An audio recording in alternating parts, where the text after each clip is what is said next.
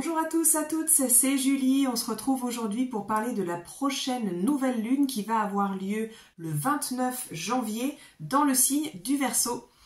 Alors avant toute chose, je voulais vous remercier pour vos retours, votre participation sur la dernière vidéo, la vidéo sur 2025 que j'ai mise en ligne la semaine dernière. Je suis très contente d'avoir eu vos retours, je suis vraiment très heureuse de pouvoir vous proposer ce genre de contenu et c'est vraiment un plaisir pour moi de le faire. Je tenais à remercier les personnes qui ont participé à cette vidéo qui était à prix libre et conscient. Merci beaucoup. Je voulais faire un retour sur cette vidéo, notamment parmi les autres, parce que c'est vraiment un plaisir pour moi et j'ai à cœur de pouvoir vous partager du contenu qui soit pédagogique et qui fasse sens et qui vous permette de vous aider à cheminer, puis aussi à vous autonomiser au fur et à mesure avec le langage astrologique. Et j'ai envie de développer ce genre de vidéos-là. Et évidemment, comme vous pouvez vous en douter, un contenu comme celui de la vidéo de 2025, ça représente beaucoup d'heures de travail. Pour vous donner une petite idée, ça représente une semaine à temps plein. Ça m'a pris entre 30 et 40 heures de travail au total pour vous proposer cette vidéo. Donc, encore une fois, merci beaucoup aux personnes qui ont contribué. J'ai à cœur de pouvoir continuer à participer, à transmettre l'astrologie par ce biais. Et c'est pour ça que je suis en train de développer, de finaliser ce qu'il y a à faire pour créer un compte Tipeee pour pouvoir faire en sorte que vous puissiez contribuer si mon contenu a du sens et de la valeur pour vous et me permettre de pouvoir continuer à produire en fait ce genre de contenu-là. Et à pouvoir également développer en fait le temps que je peux attribuer à faire ce genre de contenu parce que ça me tient à cœur et puis mais que ça prend beaucoup de temps. Voilà. En tout cas, en attendant, si vous voulez faire un don, même ponctuel, je vous mettrai le lien à nouveau vers la page sur laquelle vous pouvez le faire actuellement. Et encore merci aux personnes qui l'ont fait. Ça me touche. Et puis, si vous voulez soutenir cette chaîne, en fait, vous avez plusieurs moyens de le faire. Déjà, la première façon et la façon la plus facile, c'est d'alimenter l'algorithme, donc de mettre des j'aime, de mettre des commentaires, même un petit commentaire de remerciement. Alors déjà, moi, ça me fait toujours plaisir, je suis contente de vous lire. Et puis, ça alimente l'algorithme de YouTube, puisque vous le savez, je refuse les pubs sur ma chaîne YouTube. Je suis très contente que YouTube me permette de diffuser ce genre d'informations-là. Mais tant que YouTube ne me permettra pas de choisir à qui je fais de la pub, en fait, moi, si demain, je peux faire de la pub pour des initiatives locales qui font sens, j'accepterai les pubs sur YouTube sans problème, quoi. Mais comme c'est pas le cas, il est hors de question que je fasse de la pub pour Temu, évidemment. Donc, tant que je ne fais pas de pub, YouTube ne met pas ma chaîne en avant, c'est pour ça qu'elle est lente à se développer et que même des personnes qui sont abonnées parfois ne voient pas le contenu parce que YouTube fait ça en fait aux youtubeurs qui choisissent de ne pas activer la publicité sur leur compte. Donc moi pour développer ma chaîne, du coup j'ai besoin de vous et une façon de contribuer à la chaîne aussi c'est de la partager. Donc en dessous de la vidéo vous avez l'espèce de petit triangle ouvert là. Et vous pouvez partager la chaîne et je vous remercie de le faire si c'est le cas avec des personnes avec qui vous savez que ça pourra résonner et de leur suggérer de faire la même chose à leur tour. Et ça contribuera à faire le travail que YouTube ne me permet pas de faire sans vous puisque je refuse les pubs, quoi. Donc voilà, merci pour ça, merci de votre écoute pour toute cette petite mise à jour et mise au point de comment ça fonctionne techniquement. Puis on va pouvoir passer tout de suite à la nouvelle lune. Alors vous allez voir, le visuel a changé un petit peu puisque j'utilise désormais un logiciel différent. Mais bon, voilà, le contenu est toujours le même, hein. Alors aujourd'hui on va parler de la nouvelle lune et puis j'ai déjà envie de commencer par revenir un petit peu sur quelque chose que j'ai dit dans la vidéo de 2025 mais que je redis ici et qui est une année 2025 où on va avoir énormément de fins de cycle et de débuts de cycle qui vont s'amorcer aussi. Et il est bien probable que dans votre quotidien actuellement, vous soyez confronté à des choses qui démarrent et puis qui s'arrêtent aussitôt, à des projets qui commencent à voir le jour et puis tout à coup ça marche plus. Et il peut y avoir vraiment ça, et on risque d'avoir ça beaucoup de fois cette année, en fait, où on met toute son énergie quelque part, et tout à coup, pouf, ça s'effondre, on ne sait pas pourquoi.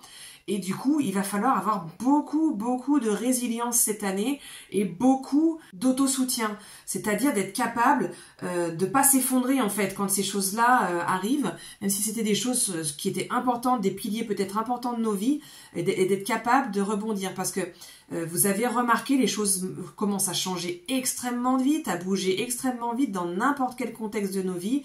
Et du coup, il peut y avoir des choses sur lesquelles on se reposait vraiment et qui sont amenées à être détruites en fait pour pouvoir amener vers autre chose.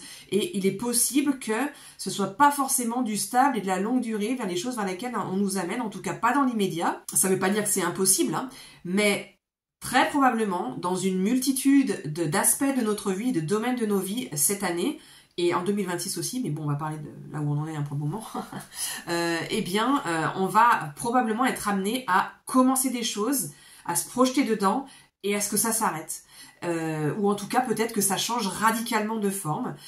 Ça va nous apprendre beaucoup d'adaptabilité, hein. Je vous le rappelle, si vous n'avez pas encore regardé la vidéo de 2025, je vous mettrai le lien pour que vous puissiez aller le faire, mais on va être dans une année, à partir de 2025 et puis 2026, et puis les suivantes, où l'énergie air va être très très présente, donc une énergie très fluctuante, une énergie qui bouge vite, et où il y a des évolutions rapides.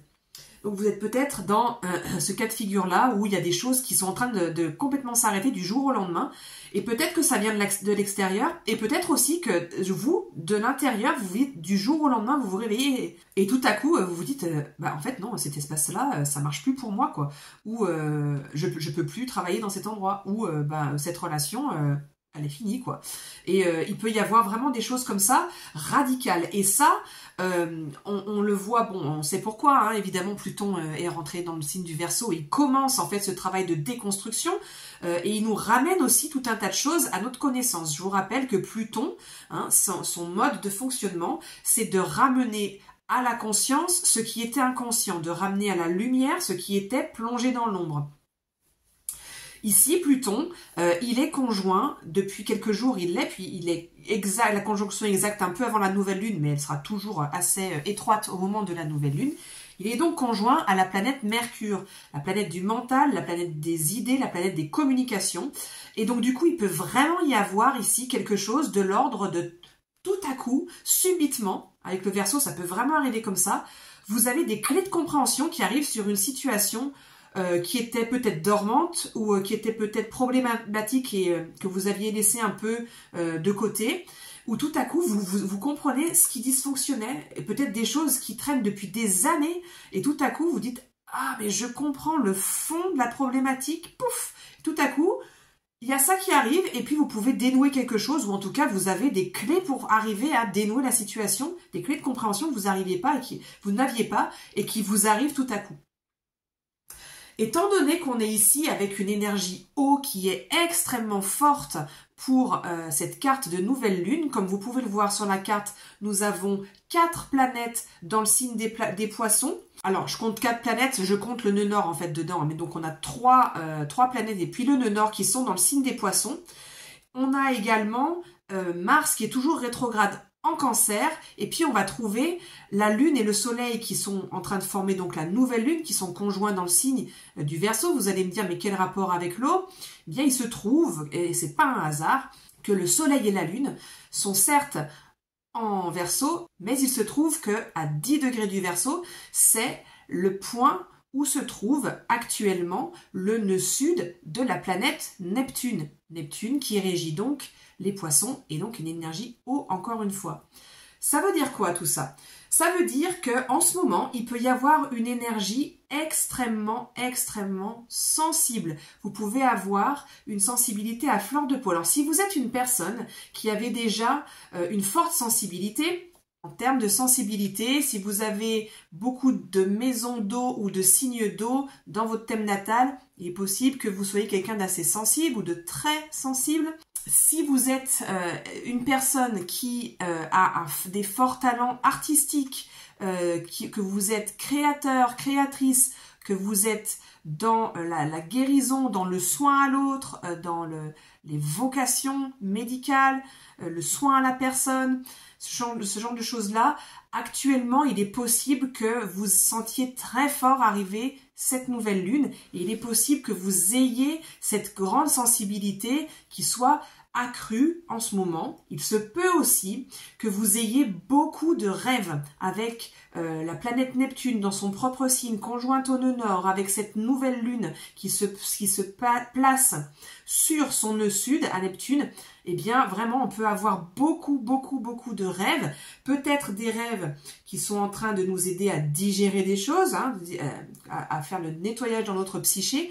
Peut-être aussi des rêves qui sont en train de nous montrer des voies et peut-être nous montrer des voies de compréhension aussi. Ce que je viens de vous exprimer sur ce qui est en train de se passer avec la conjonction Pluton-Mercure en termes d'idées et de clés de compréhension, ça peut tout à fait arriver par le biais de rêves où tout à coup vous vous réveillez ou alors dans la journée vous voyez un truc et vous dites « Ah tiens, j'ai rêvé de ça dans ma journée » et vous dites « Ah mais ouais » et ça dénoue et ça peut complètement détricoter tout un truc qui était hyper ancien peut-être si ça se trouve. Cette énergie poisson et cette énergie eau, mais en particulier l'énergie poisson qui est très marquée sur cette carte, elle nous amène évidemment au retour à la source, au retour à la divinité et pas la divinité ici à l'extérieur, non, parce qu'on a une énergie eau qui est très marquée et donc du coup on a une énergie qui est introspective, très marquée. Donc ici, l'idée, c'est de revenir à la source et de revenir à la source qui est en nous. Ça revient à chacun de trouver la manière par laquelle on peut le faire, mais il peut y avoir tout à fait ces informations. C'est pour ça que je parlais des artistes qui sont présents ici, les créateurs, les créatrices qui sont présents parmi vous, parmi des spectateurs. Eh bien, il y a ce besoin, c'est comme quand on est connecté, quand on est en train de créer, il y a quelque chose qui passe à travers nous et on a besoin de l'exprimer en fait. C'est comme une façon de décharger un influx d'informations trop fort en fait, qui a besoin de se montrer, de s'exprimer, de se manifester d'une manière ou d'une autre. Ça peut être une période extrêmement créative en ce moment. Une période où via la créativité, on va avoir vraiment des choses qui s'ouvrent, qui s'illuminent et qui vont nous permettre d'avoir vraiment des clés de construction et certainement des clés de déconstruction aussi. On revient toujours à cette idée de fin de cycle, de choses qui se bouclent et de pouvoir ouvrir d'autres cycles. Alors probablement que la notion de fin de cycle est bien plus marquée en ce moment pour vous que celle de début de cycle, même si vous sentez qu'il y a quelque chose qui est en cours, qui est en train de se préparer.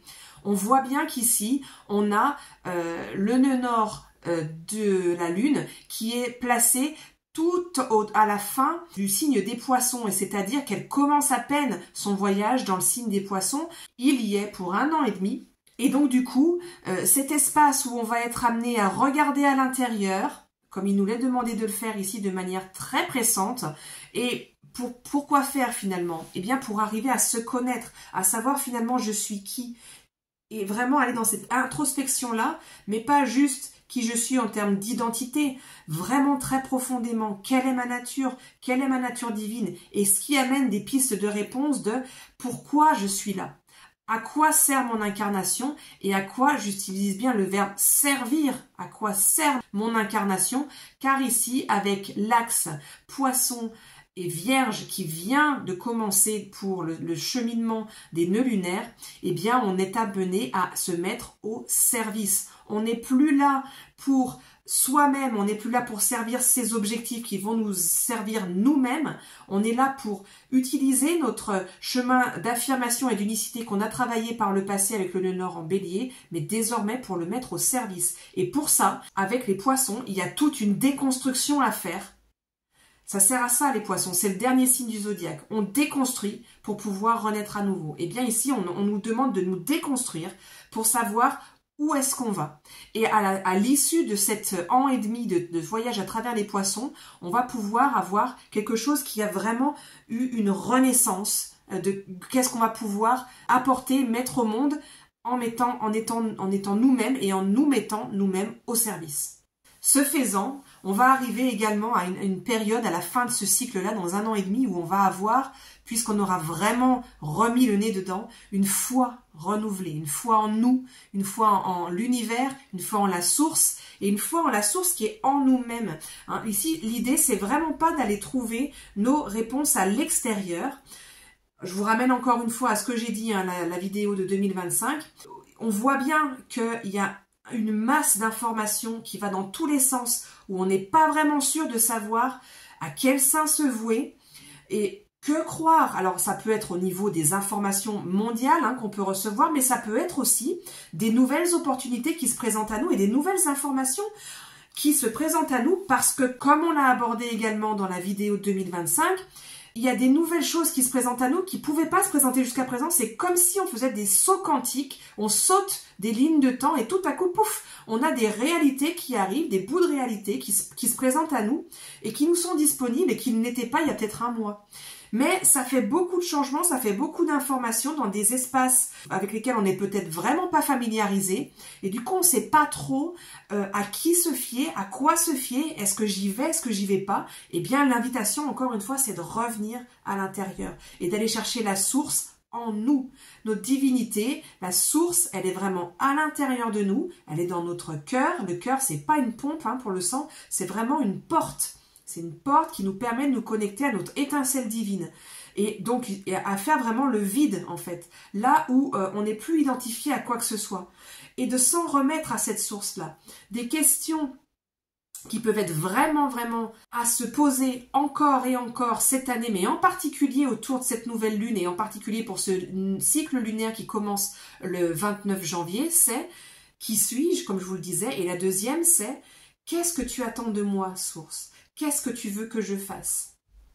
Et attendre de savoir vers où on est amené. C'est-à-dire qu'on ne va plus, on ne se met plus en mouvement à partir de là où nous, en tant qu'individu, on a envie d'aller et on pense qu'on a quelque chose à faire. Mais l'idée, c'est d'aller chercher à l'intérieur où est-ce que c'est juste que j'aille. Et peut-être que c'est pas ce que je croyais finalement. Et peut-être que c'est là la foi qu'on a besoin de développer, que la vie nous emmène vers un espace où c'est par là que c'est bon pour nous, même si on ne s'y attendait pas. Alors un des pendants qu'il peut y avoir avec toute cette énergie poisson qui est vraiment très forte ici, c'est beaucoup de confusion. On ne sait pas, on est déboussolé, on ne sait pas où on en est, on ne sait plus ce qu'on veut, on ne sait plus si les choses nous conviennent ou pas. On a pu peut-être se projeter sur des choses et puis on peut avoir beaucoup de désillusions, c'est pas ce qu'on croyait. Pensait peut-être pouvoir s'épanouir, se développer dans un espace et finalement non. On avait mis beaucoup d'espoir sur une relation et finalement peut-être qu'on l'avait idéalisée et la réalité n'est pas tout à fait ce qu'on croyait. Il peut y avoir beaucoup de choses comme ça et selon à quel point ça vient vous heurter, à quel point vous ne vous y attendiez pas, selon aussi l'importance de du domaine qui est concerné pour vous, et selon aussi vos degrés de sensibilité, eh bien, il peut y avoir vraiment, au-delà du doute, au-delà de la confusion, il peut y avoir vraiment un sentiment de grande tristesse, de grand désarroi, de grande souffrance aussi. Et encore une fois, la réponse à tout ça, c'est le retour à l'intérieur. Pour rappel, Mars est toujours rétrograde en Cancer. Il nous appelle fortement à ce retour à l'intérieur, à ce besoin de retrait. D'autant plus qu'il se trouve en trigone à toutes ces planètes qui sont actuellement sur les derniers degrés des poissons. Donc on voit vraiment l'interaction entre ces deux énergies hautes, ces deux énergies qui sont plutôt introverties. Il y a vraiment un besoin de repli, un besoin de retrait. Il y a un besoin aussi de prendre soin ici avec ce Mars rétrograde en Cancer et de prendre soin avec le Cancer, c'est toujours de ceux qui sont le plus vulnérables. Alors ça peut être des parts de nous, ça peut être nous si on se sent vraiment en vulnérabilité, et ce qui peut complètement être le cas quand on est dans une période de perte de repères comme ça peut être le cas ici. Mais aussi avec Mars en Cancer rétrograde, ça peut être prendre soin avec le Cancer de son foyer. Prendre soin des personnes dans son foyer qui sont vulnérables, qui ont besoin de nous. Ça peut être les jeunes enfants, ça peut être les personnes âgées, ça peut être les personnes avec un handicap, ça peut être voilà, des personnes en vulnérabilité pour tout un tas de raisons en fait.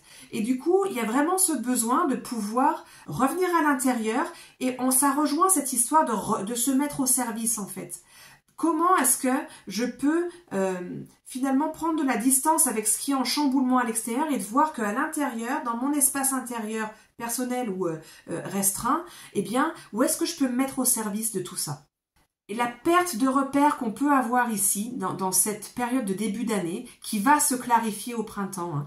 Le 24 février, Mars va repasser direct. On va avoir aussi des planètes lentes qui vont changer de signe et l'énergie va devenir beaucoup plus émissive, active. Hein. Cette perte de repères qu'on peut avoir, elle peut être effrayante, elle peut être lourde à porter. On a envie que ça se décante, on a envie que ça avance et ça va avancer.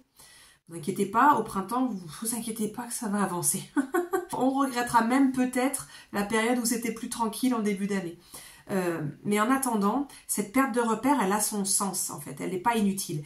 Et elle est vraiment utile si on arrive à la mettre à profit. Et la mettre à profit, c'est vraiment arriver à ce retour à l'intérieur, parce qu'il y a vraiment une renaissance qui est en train de se profiler pour le printemps 2025 et qui va se confirmer dans l'année 2026. Il va y avoir des allers-retours, comme je disais. Hein. Cette année, ça va être une année de début de cycle, fin de cycle. Il va y avoir beaucoup de choses qui vont se terminer et d'autres qui vont commencer, et peut-être des choses qui vont être un peu à très court terme avant de donner naissance à autre chose. Mais tout ça, c'est des étapes. Et il y a vraiment une renaissance hyper profonde qui est en train de se mettre en place actuellement, et qui peut être quelque chose où ça peut être la renaissance avec le changement intérieur et extérieur qui va être le plus méconnaissable peut-être de toute votre existence. On est vraiment sur des configurations planétaires qui sont sans précédent, et avec une intensité qui est sans précédent aussi, comme vous pouvez certainement le sentir. Donc, ce retrait qui nous est vraiment demandé de faire ici, cette perte de repère, elle n'est pas à craindre, elle n'est pas à détester. Il faut avoir le courage de la traverser en connaissance de cause. On sait que c'est comme ça. On sait que c'est comme ça, mais pas que pour nous, et que c'est comme ça un peu pour tout le monde en ce moment. On sait qu'elle sert une redéfinition de qui l'on est, de nos rêves, de nos directions, pour pouvoir vraiment se mettre dans les starting blocks en fait pour le printemps, où ça va démarrer, mais vraiment très très rapidement et très puissamment. Et ça peut être frustrant, hein, parce qu'avec ce soleil et cette lune qui sont en Verseau, on peut vraiment avoir ce besoin très fort de libération, d'émancipation, que ça bouge, que ça avance et qu'on passe à la suite, quoi. Et ça peut être vraiment frustrant de voir que ok, il y a vraiment cette envie d'aller là, et en même temps ça tiraille parce que le besoin d'aller à l'intérieur, il vient de nous aussi, on voit bien qu'on peut pas y échapper, donc du coup ça peut être un petit peu inconfortable. Mais n'oubliez pas que ce travail qu'on est en train de faire d'introspection, de réactualisation, de réévaluation, il est en train de servir cette émancipation, il est en train de servir cette libération profonde à laquelle on aspire. Donc c'est pas si éloigné que ça en fait, c'est pas si antinomique que ça. Voilà ce que j'avais envie de vous partager pour cette vidéo. Si elle vous a plu, n'hésitez pas à alimenter l'algorithme en mettant un pouce en l'air, en mettant un petit commentaire, en partageant la chaîne, en vous y abonnant si ce n'est pas encore fait. Merci à tous de vos contributions. Je vous souhaite un très bon passage. Prenez vraiment grand soin de vous, ce passage extrêmement sensible. Puis je vous dis à très vite pour une prochaine vidéo.